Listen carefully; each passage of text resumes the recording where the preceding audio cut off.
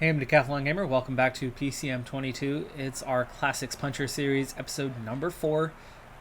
So here's the thing. I'm in a very surprising situation here. First off, I'm on a fitness peak, and my +3 expected draw was better than expected, which actually makes a certain amount of sense because we had something like 4 straight poor negative draws, so we were certainly due for a positive draw, and the timing is perfect because we have a +5 today as a result.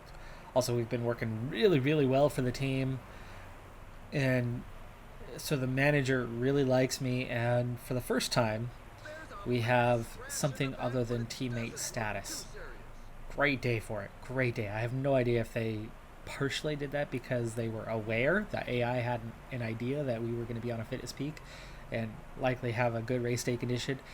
Technically, my assignment is free element, where they want us to be in the breakaway late on, but with the race day condition, I think our odds are much better of getting the high finish that they're looking for, which I think is only even something along the lines of top 30. Yeah, top 30. So easy to shatter the expectations on that one and get higher, especially with this race day condition. And it would actually appear that I have teammates at my disposal, even though I'm not being given a leader status. And to make matters even better, we're looking at 3 teammates in the 6 top favorites for the day. Meaning between those 3 and myself, we're looking at high expectations for a pretty quality finish on this one. We're already seeing the peloton shrinking. We're down to 80 kilometers on this one. I'm looking at a 69 mountain, which is very decent for a day such as this. 78 on the hills is fantastic for the finish, which I think, yes, it is a punchy finish. So the punchy finish is excellent with that 78. 68, 76 on the sprinting. And especially, it's the stamina resistance. I mean, we have a stamina of 80 today. We have a resistance of 77. And then it appears that I have team support. Let's find out if we actually do. Bergadow. Viermos is looking good. Jassom is working at the front. Grelier is too good of a rider to be working at the front. I should be working for him, but if you say so. Look at that. We have protection. Alright, right now we are definitely in conserve mode, though. We still have 60k to go, so it's much too soon, and this peloton is just getting smaller. Breakaway of 8 riders has a 1-minute advantage. I'm actually hoping they can hang on for a while, because there's a very good chance at the moment you catch them, pace lifts, riders recover. We don't want that. I've got a +5. We've got the stamina resistance.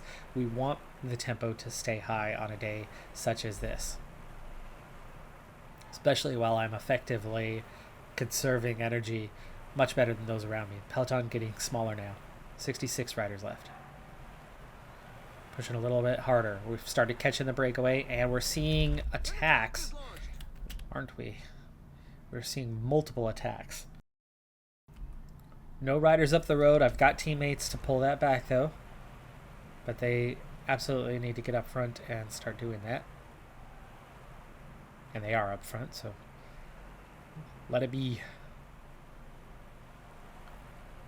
36k now.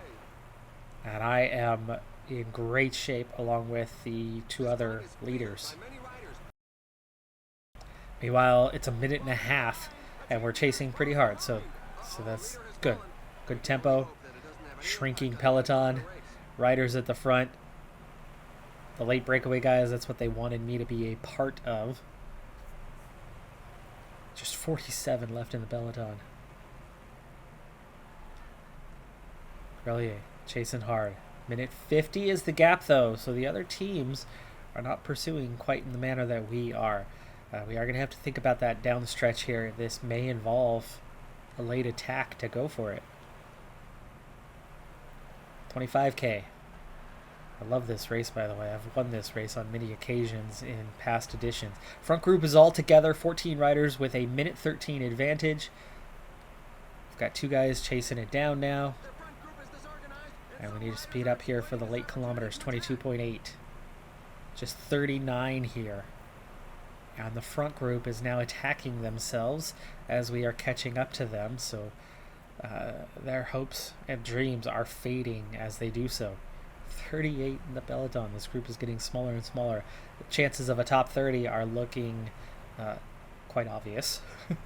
So that front 14 is probably going to be caught. I'm probably going to be pretty fatigued. And then there's only 38 here. I have teammates all around me. You know we're going to beat 3 or 4 of those, but maybe not all of them. But we only have to beat a few riders as we're seeing an attack here from, well, somebody we don't know quite who that is. Okay, we are going to start dipping into the max remaining as we are just getting to that point. But right now we are looking great with just 3 hills left to go, including the final. Okay, here comes the next attack though.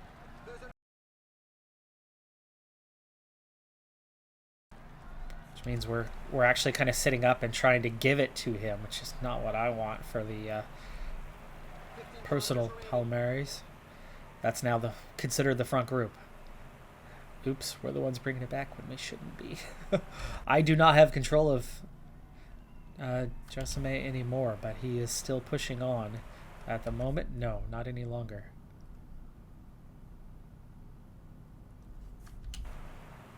Schoenberger's pushing hard though, so we'll follow him. As Soup has gone away, all team control has gone to Ferron. 13K. Just 29 riders now chasing. Still those 5 front riders, and still the breakaway has not been caught yet.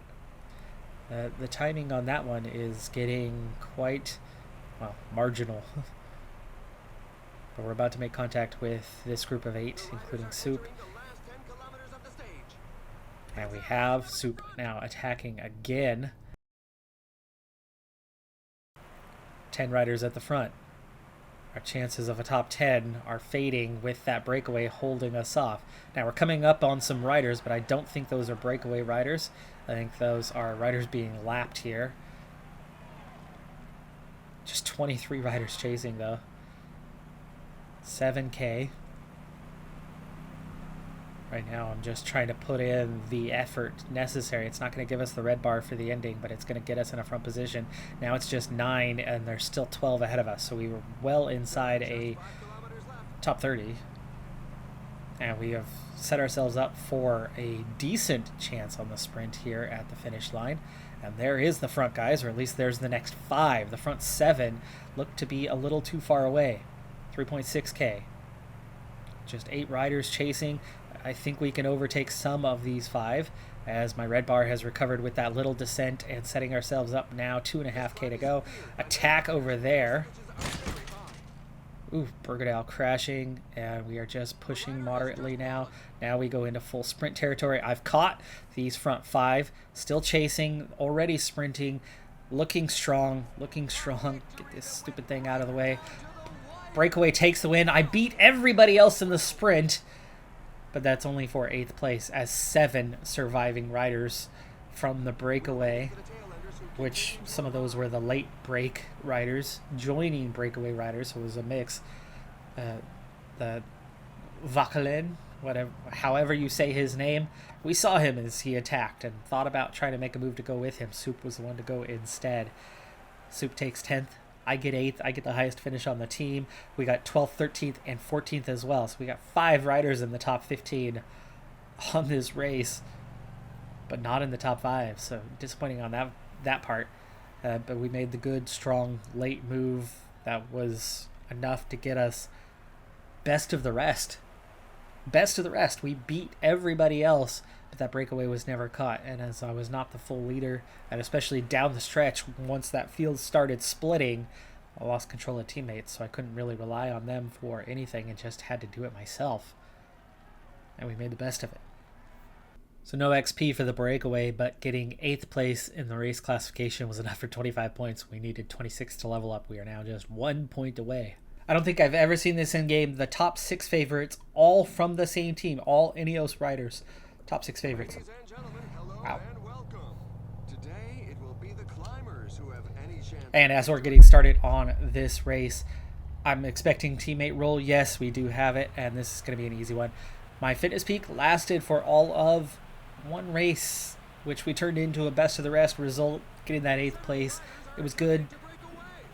Could have been better if that breakaway had been caught, but I wasn't leader. At least we actually got a chance to have a little bit of support for a little bit of time there.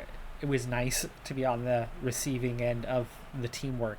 Anyway, today we're back to doing the teammate roll, and with the Alps Maritime, it's a big race. It's a big climb, and I'm not going to fare well with a 63 mountain and a -1 race day condition. So I'm going to put in my work, get that job done, and just cruise on to the finish, where I'm likely to finish, well, not outside of the top 100, but probably around 100th.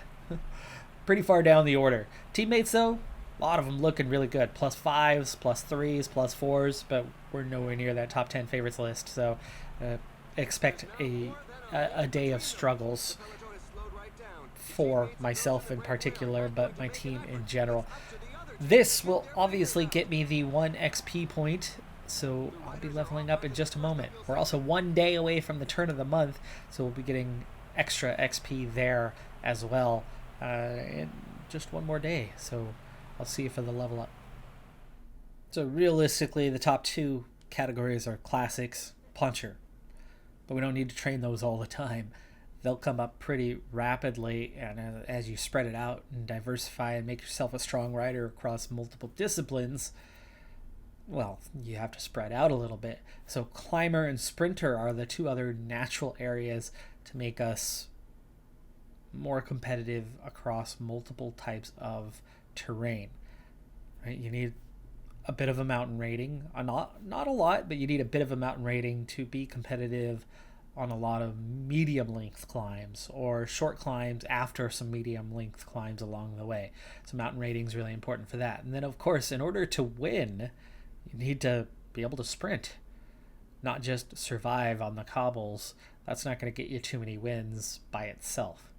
Same with punchiness. You have to be able to out sprint guys to the finish. So right now it looks the logical way, as if I go for mountain, I'm only going to gain a couple points in that department. Sprint right now will give me a +3 to both sprint and acceleration, plus a little bit of stamina and resistance, which are obviously very useful as we go forward, plus another point to flat, which is also a useful point for hills.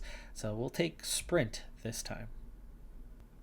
Now in the skills department, there's a lot of different directions you can go from here. And here's my thought on the matter briefly. Willpower is not a big deal because it's really easy to manage your fitness and stay positive. You almost never use it. The training one, likewise, even if we do suffer from fatigue this season, I've got teammate roll most of the time. And as we get better, it's not as big of a deal. But you don't want to wait too long to get involved in that one, because as you do become a leader, you certainly want to avoid getting overly fatigued over the course of a season. Fitness peak is definitely one of the more useful early on ones, as it extends that, and as we saw in that previous race, a +5 race day condition works wonders to make you more competitive. Again, if it wasn't for that break, we might have won that race. Probably would have won that race. I mean, we were best of the rest. Charisma, network, really not important things. You can pick those up very late on. Same with all of the discovery stuff. For some people, it's a big deal, but for the most part, I know the riders in the database, and it's more about what I can do as a rider as opposed to where they're at. And we're not doing any long climbs or anything like that where we really need to know much. We're punchy. We're going to set ourselves up in the right position and go for it. Doesn't matter so much what everybody else does, so you can really wait till the end on these. The race ones, a lot of people want to start with these, and the reason why is, in all honesty, They're very OP. They're really overpowered. They're really, really overpowered. All of these gave you some pretty significant on-road advantages, and so they are useful to have early on. However, because of how OP they are, I tend to stay away from them at least for a little while. Because of that, I don't want to be too powerful too early. So they're more useful than other things, and other things just don't make sense. But when something does make sense, I'm going to prefer it over these because I just don't want to get too strong too early. And therefore, what were the ones that do make a certain amount of sense? Fitness Peak and training, nothing else. So I'm probably going to go through at least the 3 levels of Fitness Peak. And then training, I might get like a level 1 in training and then kind of start focusing on getting those, because those are going to take a while. It's 9 levels to get through those. But let's get the Fitness Peak out of the way first. So following Tuesday's episode, many of you took the time to vote. I appreciate that you did that.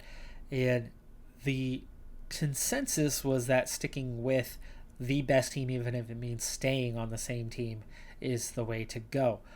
Many of you suggested that maybe we set a limit, right? We don't stay on the same team throughout the career, especially since we did that in the last series, but we cap it 2 to 3 years and then move on to another. Now, of course, contracts of interest I still have to dump somewhere, so we'll dump that into FC Porto, but it looks like we will be staying with Total Energies for next season at the very least, and then we'll see about the season to follow, right? That'll already put us on 2 years. I don't know if we'll cap that at 2 or 3. I guess it'll kind of depend on what happens, but we might be looking to the next team come next season, which I would assume by then will be Continental Pro anyway. So looks like we are never going to see the light of day in Continental this season, or this year in PCM22.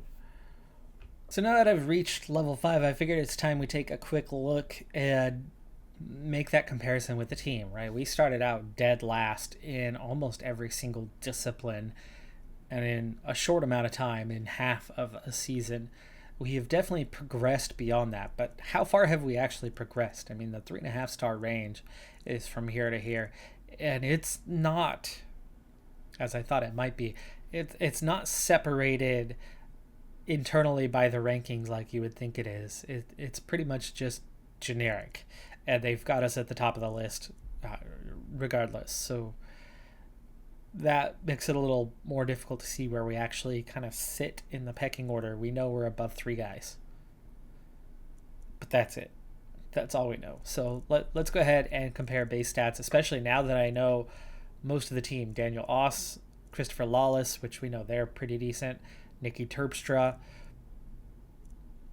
There's really only a couple guys here that I don't know much about. And poor Yuri Sagan, is he racing at all this year? In real life, you know, he gets plenty of rides with his brother. Okay, so flat rating. Okay, this is what we see. So this is what we're comparing to. Again, we can't compare to the other half dozen riders, but flat, still very much towards the bottom end, but only a couple points away from climbing just outside of the top 3. Mountain rating, still very much near the bottom. In fact, all we've done, other than leaving Bonifazio behind, which anyone knows he's a terrible climber, we're still very much at the bottom end, just not in the cellar anymore. Punchiness. This is the big one, obviously, because it's one of our 2 disciplines. We're only halfway up the list right now. Halfway is all. But one more point, and we're tied for 3rd. So one more decent level up, and you know we could actually start to make an impact as a puncher with this team. Time trialing, right near the bottom. Prologue, same. Cobble, okay. This is somewhere where we're also making progress. We're just 1 point away from the top there. We're already into the top 3. We're going to be a go-to classics guy for this team in the very near future. Same for the punchiness. So I'm probably going to want to do my next couple levels back in those 2 core disciplines, the punchiness, the classics, and it could push us into a position where the team's going to start selecting us as a leader for those type of races. Because right now, I'm hardly getting any races in. I mean, we're through half a season already, and I'm not skipping anything. It's just the simple fact that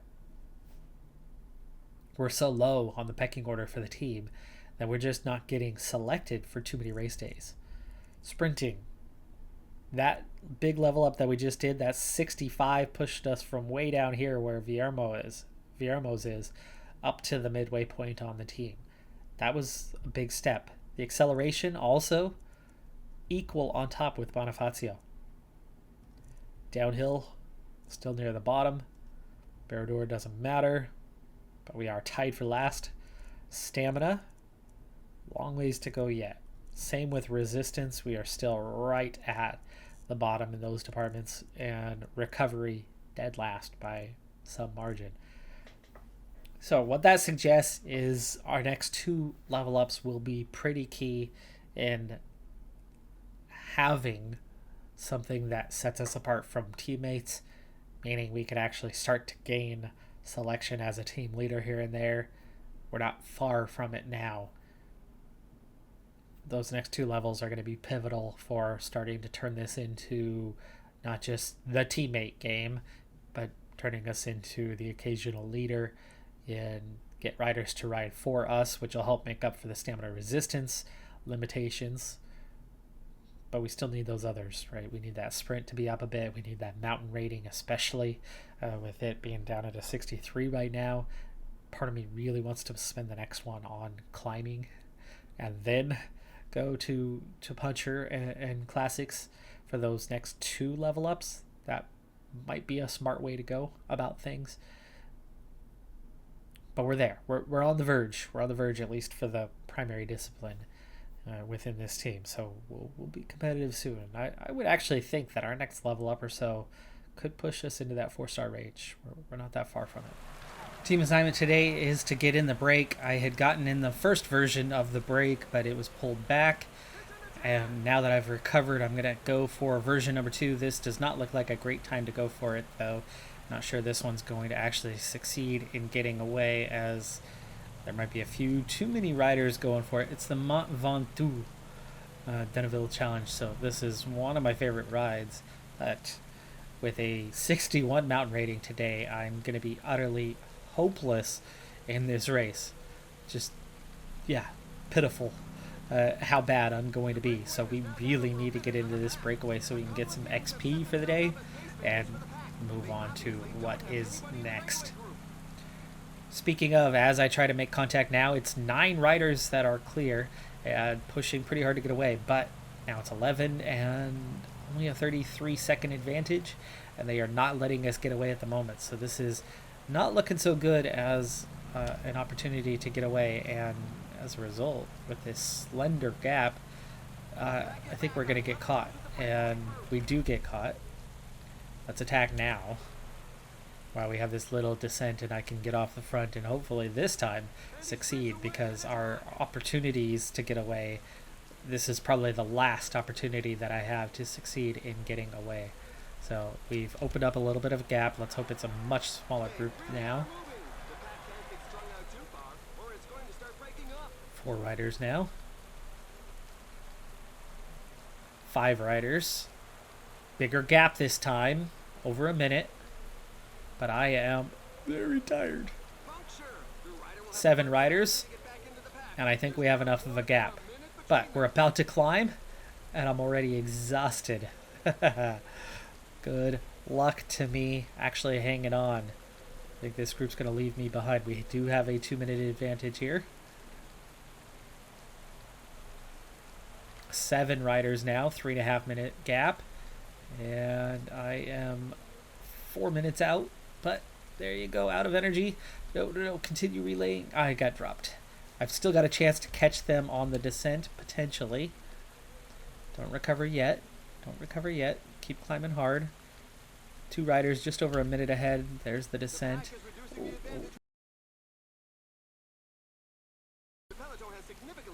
Not recovering enough here. I think I'm in a bit of trouble, but those 2 riders... Ooh, the whole group now is just a minute and a half. Can I catch up? I don't think it's going to happen. I don't think it's going to happen. Oh, 54 seconds. Get some water before I die. Because that's what happens. You don't drink water, you die, right? 2.5 minutes, but I don't know where I'm going to gain on these guys.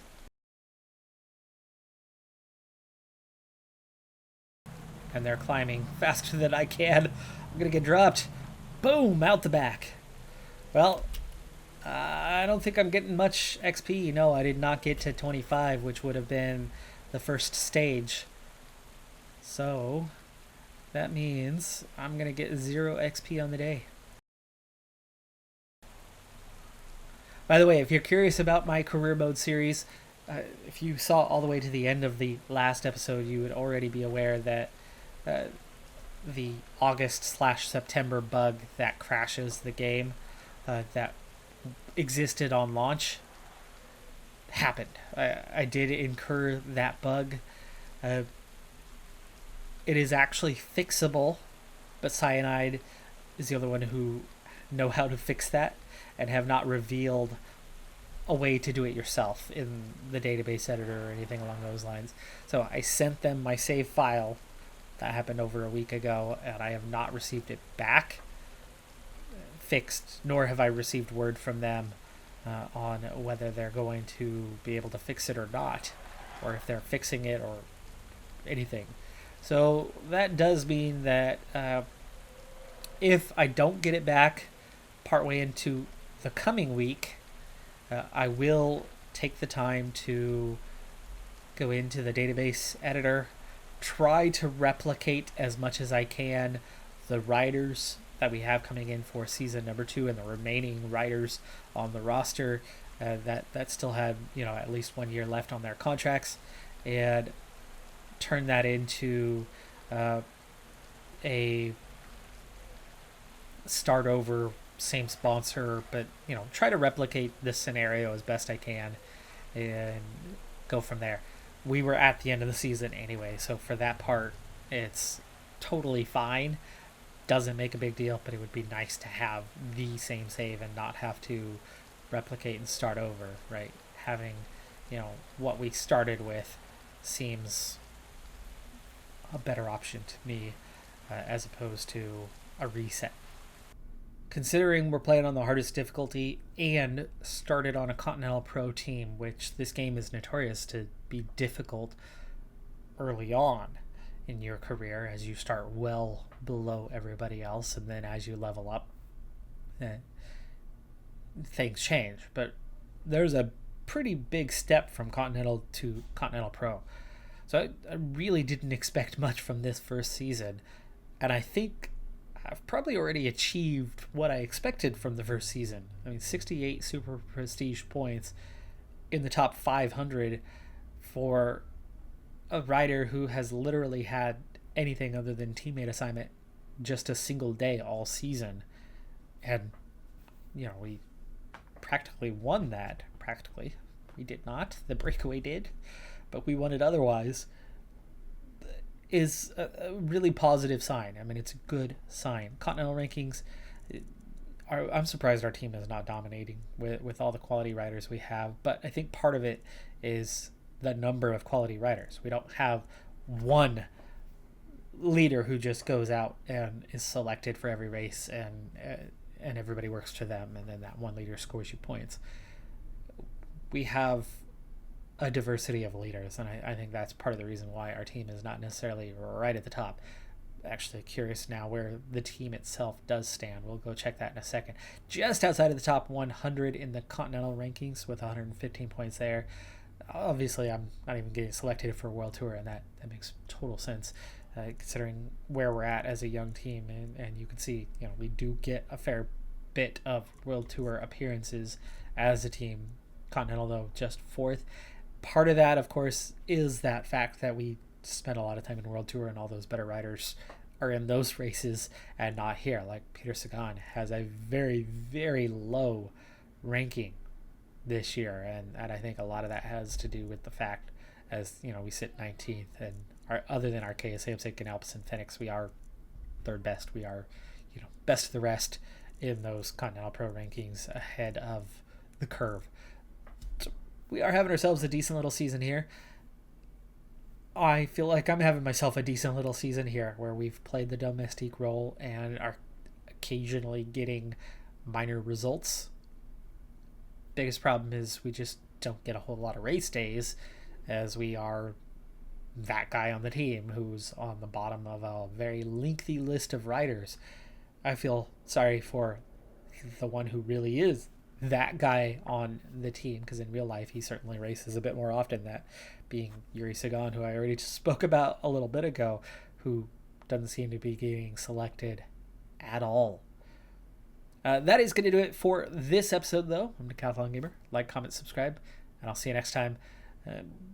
Regardless of what's going on with career mode, I'll keep pumping out these Pro Cyclist mode episodes at least twice a week. And if career mode is on hold for a little bit longer, I'll try to throw in an extra here.